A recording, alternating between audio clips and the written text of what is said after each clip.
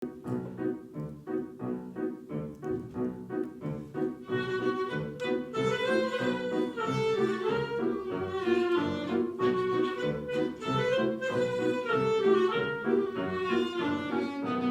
c'est Louis, Salut, c'est Elsa et aujourd'hui on se retrouve à Louvain-la-Neuve à la ferme du Biérot.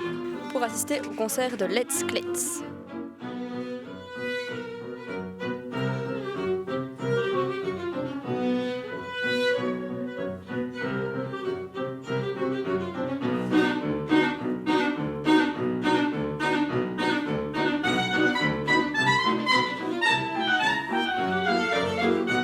On vient d'écouter le spectacle de Let's Klets. C'est un nom plutôt sympa, marrant. Vous pouvez nous expliquer un peu le principe de votre projet?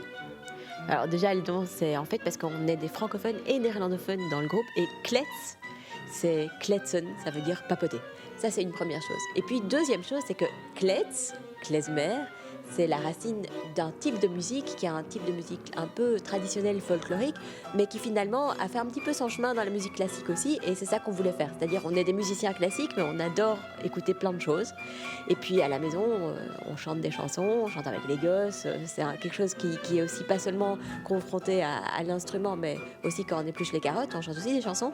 Et puis on se dit, mais pourquoi est-ce que c'est pas possible de faire quelque chose pour la musique classique, pour un public classique, mais en étant en fait confronté à de la musique populaire, à quelque chose qu'on fait un peu dans la famille, dans les fêtes, etc. Donc finalement, l'idée c'était de mettre du klezmer folklorique dans du classique et du classique dans du klezmer. Quel lien tissez-vous entre la musique classique et la musique klezmer plutôt traditionnelle? Mais le lien est assez facile, c'est qu'en principe, le klezmer, ce sont des chansons où il n'y a pas beaucoup d'harmonie, donc il y a juste une mélodie. Et puis on le chante à la maison, et puis parfois il y a une deuxième voix, parfois il y a un petit tambourin, c'est des trucs pour danser, etc. La musique classique, en général, on prend une mélodie et puis on l'habille.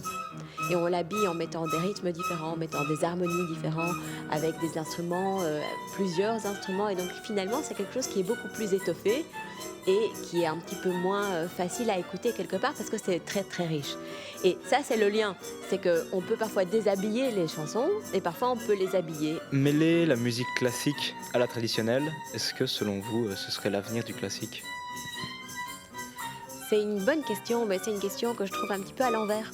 Parce que la musique classique, c'est aussi notre culture. Alors c'est comme quand on va dans un musée et qu'on voit des tableaux, on adore regarder les anciens tableaux parce que ce sont des tableaux faits par des grands maîtres.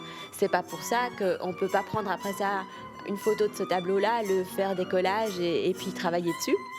Et donc à ce moment-là, le tableau devient peut-être un petit peu plus moderne, mais d'un autre côté, tout le monde va encore voir Da Vinci et tout le monde va regarder Magritte et le reste. Donc c'est pas parce que on peut décomposer un tableau et l'utiliser pour une autre œuvre d'art que ce tableau-là a moins de légitimité.